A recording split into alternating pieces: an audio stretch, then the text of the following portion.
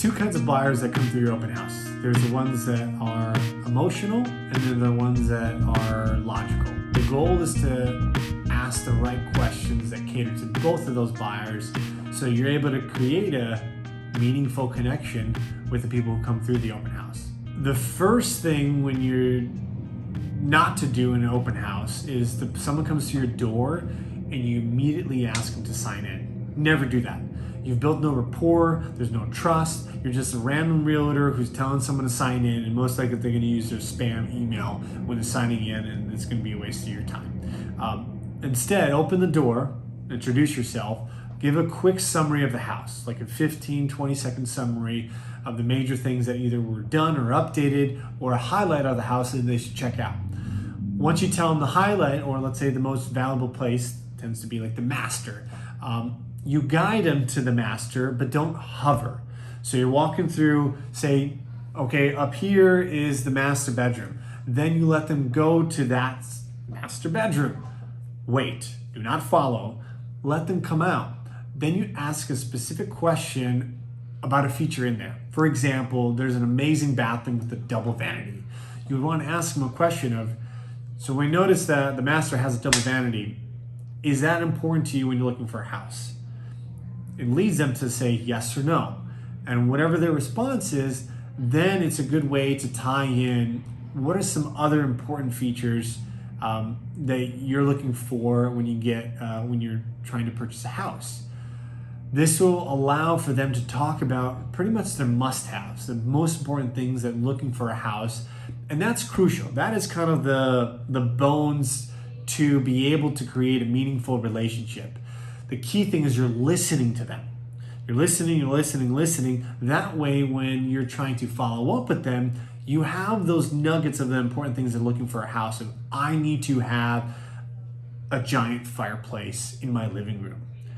Do not send them a property that doesn't have a giant fireplace. Once you send them that specific property that is new to the market with a giant fireplace, they're going to feel valued and appreciated, that someone is truly listening to them instead of spamming them. So once you get that conversation, you got a good sense of what they're looking for, I tend to direct them to where I have like my booth, or I call it my setup station. It typically is in the dining table or the kitchen countertop, depending on how the house is set up. I have graphs.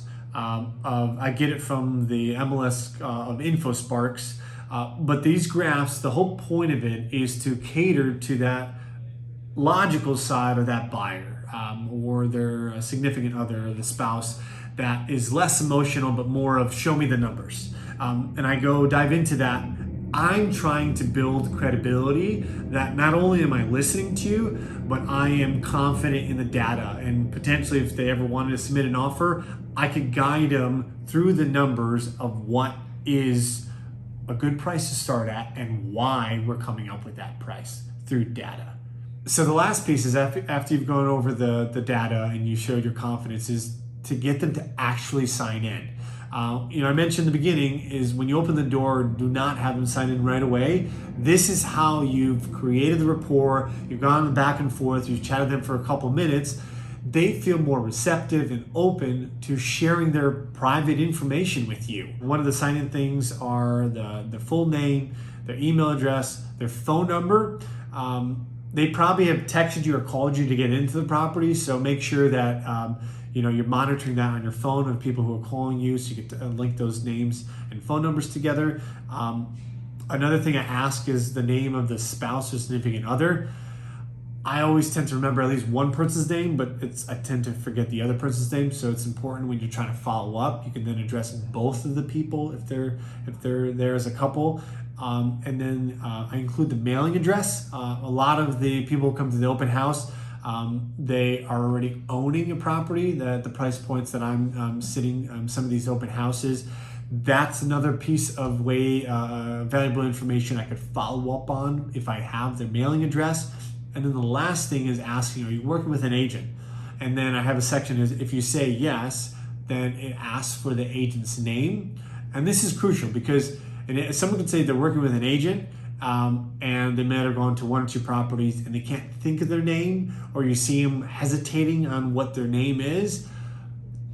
That's an opportunity for you to maybe step in there and try to give them value that that agent isn't doing because they can't even remember their name if someone asks who they're working with. So I've had a lot of success with doing this sign up at the very end, and a lot of people, 90+% of them, the phone numbers don't bounce back, the emails don't bounce back, and they're giving you genuine contact information.